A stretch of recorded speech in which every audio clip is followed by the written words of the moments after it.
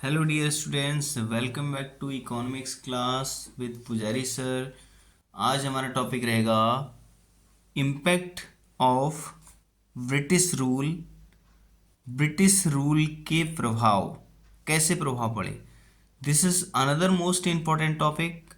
ये बहुत important topic है, इसमें से क्वेश्चन पक्का पूछा जाएगा, चाहे पॉजिटिव इम्पैक्ट पूछे जाएं या नेगेटिव इम्पैक्ट पूछे जाएं। So please understand it very carefully. सबसे पहले हम डिस्कस करते हैं पॉजिटिव इम्पैक्ट। पॉजिटिव इम्पैक्ट में हम लेते हैं फर्स्ट टॉपिक, रेलवे।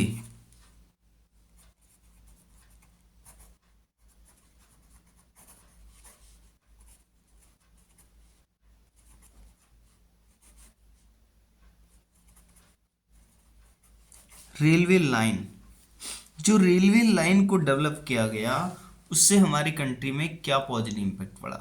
देखो, सबसे पहले हमारी कंट्री में जो रेलवेज आई उसका बेनिफिट ये था कि हमारी कंट्री को एक वेरी लॉन्ग डिस्टेंस को कनेक्ट किया गया, जिससे कि हमारी कंट्री में जो रॉ मटेरियल है उसे एक्सपोर्ट किया जाए और जो फिनिश गुड है उन्हें इंपोर्ट किया जाए। और जो सबसे पहले इंडिया में रेलवे इंट्रोड्यूस किया गया वो किया गया 1850 में। 1850 ईस्वी में सबसे पहले रेलवे को इंट्रोड्यूस किया गया, सबसे पहले रेलवे आई। ठीक है।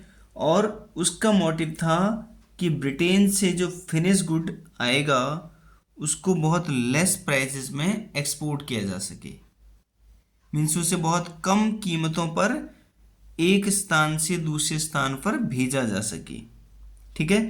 सो ब्रिटिशर्स ने इसको यूज़ किया इस मोटिव से कि हम इंडिया को यूज़ करेंगे as a raw material. But इसका पॉजिटिव इम्पैक्ट इंडिया पे ये पड़ा कि इंडिया में एक ऐसा ट्रांसपोर्ट आ गया जिससे कि इंडियन सिटीजन्स को फ्यूचर में वो सेटअप मिलेगा, वो एक इंफ्रास्ट्रक्चर मिलेगा जो बहुत ज़्यादा कॉस्टली होता है। मीन्स जिसका प्रोडक्शन बहुत ज़्यादा कॉस्टली होता है। देखो, सबसे पहले आपको क्या करना पड़ेगा, रेलवे के ट्रैक बनाने पड़ेंगे, रेलवे स्टेशन बनाने पड़ेंगे, उतने सारे एम्प्लॉयर्स को जॉब देनी पड़ेंगी। तो वो सब चीज़ों को सेटअप करने के लिए ब्रिटिश गवर्नमेंट ने बहुत सारा खर्च किया, और वो खर्च कहीं ना कहीं हमारी कंट्री के लिए एक पॉजिटिव इम्पैक्ट दे गया, एक बेनिफिट दे गया कि हमारी कंट्रीज़ के बहुत लॉन्ग लॉन्ग डिस्टेंस वाले जो एरियाज थे वो रेलवे से कवर्ड हो गए। ओके। एंड अगर इसी रेलवे को हम नेगेटिव इम्पैक्ट में देखें तो क्या हो जाएगा। रेलवेज का नेगेटिव इम्पैक्ट ये था कि हमारे जो बहुत कॉर्नर कॉर्नर एरियाज थे, जो बहुत दूरस्थ क्षेत्र थे हमारी कंट्री के, उन दूरस्थ क्षेत्र तक रेलवे के जाने से ब्रिटिशर्स ने वहाँ के लोगों को शोषित किया, वहाँ के लोगों का शोषण किया, वहाँ के लोगों को यूज़ किया as a producer of raw material, कच्चे माल के उत्पादक के रूप में। ये इसका नेगेटिव इम्पैक्ट था। क्लियर। अब सेकंड आते हैं हम पोर्ट्स।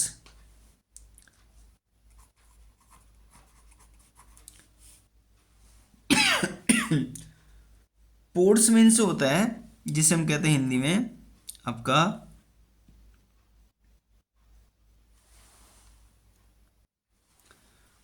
पोर्ट्स को हम कहते हैं बंदरगाह।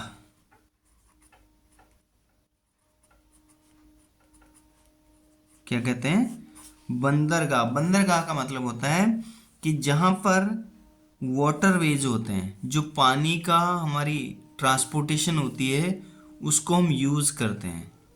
ठीक है। किसको यूज़ करते हैं, जैसे पानी के जो वेज होते हैं, जो रास्ते होते हैं, उनमें चलने वाले एयर वाटरवेज। ठीक है। उन वाटरवेज के थ्रू हम क्या करते हैं, ट्रांसपोर्टेशन करते हैं। अब इससे क्या बेनिफिट हुआ, इससे बेनिफिट ये हुआ कि कहीं ना कहीं हमारी कंट्री में जो वाटरवेज का एक चलन था वो स्टार्ट हुआ, and then we are able to use waterway. हम उस वाटरवे के वाले कॉन्सेप्ट को यूज़ करना सीखे, और इसको भी देने वाला कौन था, ब्रिटिशर थे। बट इसका मिसयूज़ क्या हुआ, इसी बंदरगाह इसी बंदरगाह का मिसयूज ये था कि कहीं न कहीं हमारे साथ बहुत सारी इंटरनेशनल जो कंट्रीज थी वो हमसे कनेक्ट हो गए, और उस कनेक्ट होने की वजह से क्या हुआ, कहीं न कहीं हमारे जो रॉ मटेरियल था उसका मिसयूज, या उनके इंडियंस को नॉलेज नहीं होने की कंडीशन में बहुत ज़्यादा उसका मिसयूज होने लग गया। राइट। अब नेक्स्ट इसमें आता है रोड।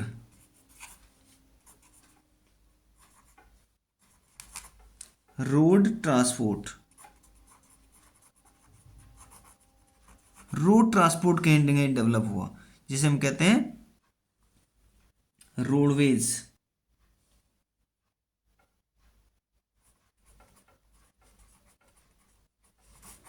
ठीक है। अब इसका बेनिफिट क्या हुआ, बहुत सारे नंबर ऑफ जो रोड्स थी वो कंस्ट्रक्शन हुई, बहुत सारे रोडों का निर्माण हुआ, जिससे कहीं ना कहीं हमारे देश में जो हमारा देश इन्वेस्ट, देखो एक्चुअल में हमारा देश इन्वेस्टमेंट करने की कंडीशन में नहीं था। जहां अभी हमने लास्ट टॉपिक में पढ़ा था, लास्ट वीडियो में आपने देखा होगा कि हमने पूरे कंट्री में डेवलपमेंट करने के लिए हमारे पास कोई कंडीशन ही नहीं थी, क्योंकि जब लिटरेसी कम थी तो एजुकेटेड लोग कम थे, जो एजुकेटेड लोग कम थे तो अच्छे साइंटिफिक रिसर्च करने वाले या पैसे कमाने वाले लोग कम थे, पैसे कमाने वाले लोग कम थे तो अर्निंग कम थी, जब अर्निंग कम थी तो क्या था, टैक्सेस जमा नहीं होते, जब गवर्नमेंट के पास पैसा ही नहीं आएगा तो फिर गवर्नमेंट डेवलपमेंट कहाँ से करेगी भाई। ठीक है। तो जब ब्रिटिशर्स ने इसको देखा कि इंडिया के पास बहुत सारा रॉ मटेरियल अवेलेबल है, different different parts of the country, अलग अलग क्षेत्रों में, इंडिया के अलग अलग क्षेत्रों में बहुत सारा रॉ मटेरियल अवेलेबल है, कच्चा माल अवेलेबल है, उसको लाना है। तो जहां उन्होंने रेलवे सेटअप कर पाए वहां उन्होंने रेलवे सेटअप किया, जहां रोड सेटअप कर पाए वहां रोड सेटअप किया, जहां पोर्ट सेटअप कर पाए वहां पोर्ट सेटअप किया। देखो इन सब में जो सबसे ज़्यादा लो कॉस्ट वाला होता है वो होता है रेलवे। रेलवे लाइन से सबसे कम कॉस्ट में ट्रांसपोर्टेशन किया जा सकता है। और उसके बाद आता है आपका पोर्ट्स, और देन आता है आपका रोड ट्रांसपोर्ट, रोडवेज। ये सबसे कंटिन्यूसली कम प्राइसेस वाले हैं। अब जहाँ पर हम रोड ट्रांसपोर्ट का यूज़ करते हैं वहाँ थोड़ा सा कॉस्टली ज़्यादा होता है, क्योंकि छोटे छोटे व्हीकल्स का यूज़ करना होता है, जैसे ट्रक, ट्रैक्टर्स, इनका यूज़ कर सकते हैं बस। ठीक है। तो उन्होंने इसको डेवलप किया और इससे हमारी कंट्री में बहुत सारे रोडेज, जो रोड थी वो बहुत ज़्यादा डेवलप हुई, और इसी के रीजन से हमारी कंट्री में बहुत सारे एरियाज जो थे वो कनेक्टेड हो गए। ठीक है। और इसी का नेगेटिव इम्पैक्ट था,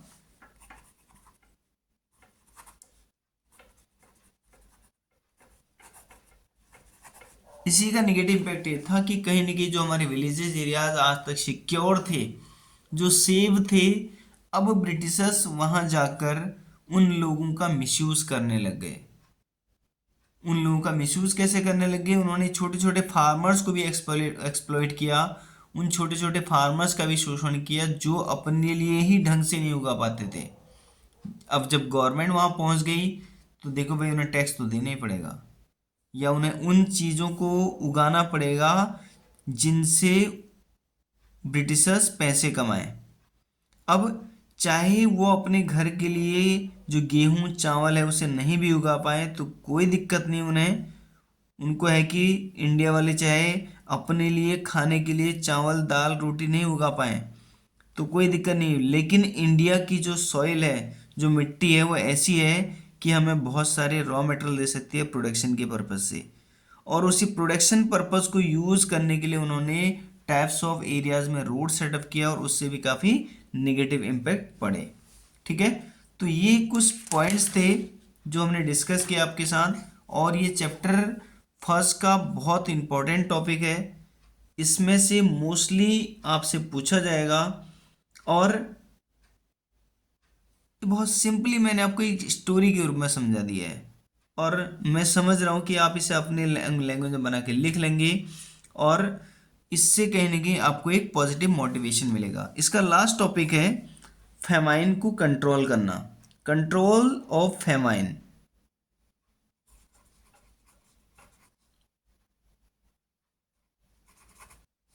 कंट्रोल ऑफ फेमाइन।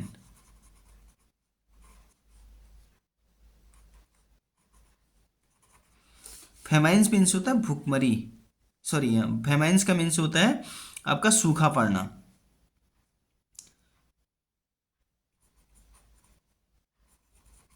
सूखा पड़ने पर कंट्रोल, रोक भी कह सकते हैं उसे, ठीक है। मीन्स जो सूखा पड़ने वाली कंडीशन थी उसे कहीं ना कहीं रोका गया।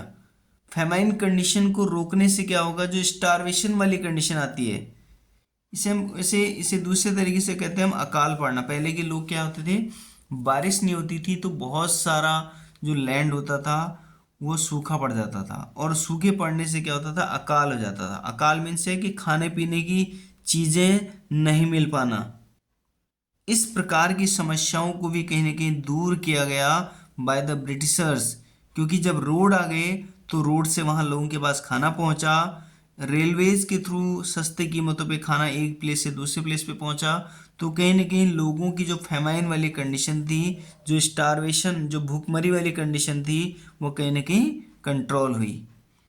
ठीक है, तो ये इसके पॉजिटिव इम्पैक्ट थे, और कुछ निगेटिव इम्पैक्ट भी मैंने आपको बता दिए हैं। सो प्लीज़ थोड़ा सा पॉजिटिवली आप जितना अच्छा कर सकते हैं उतने अच्छे करने के साथ साथ अपने आप को पॉजिटिव बनाइए, और अपने एग्जाम में अपना बेस्ट दीजिए। आप कितना बेस्ट कर सकते हैं, it is depending on you.